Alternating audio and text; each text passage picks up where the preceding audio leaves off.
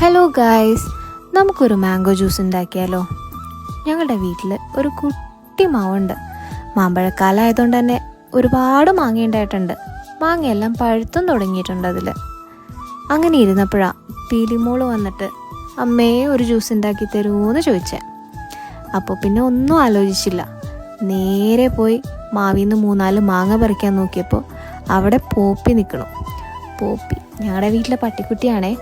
പോപ്പിക്കാണെങ്കിൽ ആ മാവിൽ നിന്ന് മാങ്ങ ആര് പറിച്ചാലും ദേഷ്യമാണ്, ആരെ കൊണ്ടും പറിപ്പിക്കുകയില്ല. അവസാനം അവളെ പറ്റിച്ച് 3-4 പഴുത്ത മാങ്ങയും പറിച്ച് അടുക്കളയിൽ വന്ന് ജ്യൂസ് അടിച്ച് കുടിച്ചു നോക്കിയപ്പോഴതാ എന്തൊരു മധുരാന്നറിയോ ആ മാവിലെ മാങ്ങയ്ക്ക്.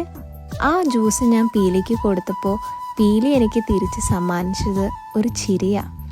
ആ ചിരി കണ്ടിട്ട് വല്ലാതെ അങ്ങ് മനസ്സും നിറഞ്ഞു, വയറും നിറഞ്ഞു.